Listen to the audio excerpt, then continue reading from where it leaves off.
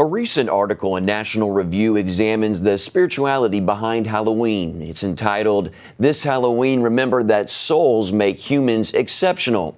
The co-writer of the article, Bruce Buff, joins us now to explain. Welcome, Bruce. Hi, thank you. In the article, you and your co-writer, Robert Spitzer, write, Halloween, or All Hallows Eve, originated as the first in a three-day celebration of the dead, consisting of All Hallows Eve, All Saints' Day, and All Souls' Day. It is not a remembrance of beings that no longer exist, but an honoring of the faithfully departed and the relationship between the living and those in heaven. Can you elaborate on that?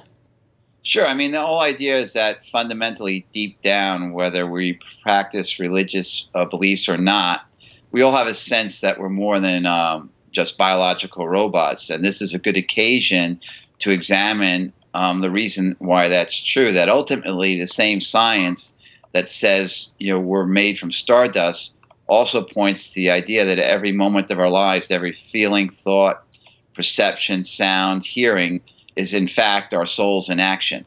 And that makes a pretty big difference in terms of how we should view the value of our lives and what's important. You go on to write that the essential element of this is the belief that souls are real, they live on, and the way we live has consequences for our souls. Explain. Sure. I mean, it would make sense. I mean, when you get down to it, that for souls to be conferred on developing humans, there's an ongoing and active relationship between, something with the power to do that, which is more than physical matter, which involves working with all humans throughout the world as that's happening, and that's God, of course. And he's the source of our sense of goodness. And if our sense of goodness means anything, as it's given from him, well, what can explain what we see in the world where he's apparently absent through all this great suffering that we see going on? And when you work through that, the only thing that can, seems to fit is the idea that somehow the suffering gets made right for everyone who goes through it. And something more important would be impeded if God intervened, even just by whispering in our ears, to avert that suffering. And that idea of what's more important is, our ability to freely choose to become holy, to live in conformance with God's wishes. And if God thinks it's important enough to let people to suffer for that to happen, then not becoming that is going to be the most important thing that we can ever decide to do with our lives.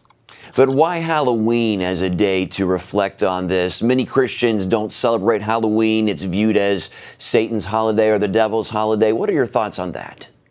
Well, it started out as All Hallowed Eve, and way back when, as the first of the 3 days, the second being All Saints, and the third All Souls. Well, saints and souls, relate very specifically to human beings having a soul, right? If you're not more than physical matter, if you don't have a soul, then it's really irrelevant. And so the idea is that, as you go through this, think about our soul. The article's entitled, "This Halloween, Remember That Souls Make Humans Exceptional." What is your overall goal of the article? What do you want readers to take away? Well, first, it ties into both Father Spitzer's and mine's books on related topics. And so the idea is, one, to get people to think that every experience of their life is their soul in action, right? And so we need to think about the importance of that. And second is to make people aware of the broader discussions around that. Father Spitzer's book, The Soul's Upward Yearning, and my scientific spiritual thriller, The Soul of the Matter, explores in detail, in an exciting, thrilling way, what ideas about human origin and destiny. It's not something that just came about by happenstance. You also write that given the stakes involved, it would be foolish to ignore these arguments. We should factor this into what we value and how we live. Can you elaborate on that quote? Sure. And it goes back to the thought earlier, which is that if God's going to allow suffering to seemingly in horrific and unjust ways to people who encounter it, at least that's the way most people think of what they see going around them, that's not the direct result of their actions, then something pretty important is involved for him to do that.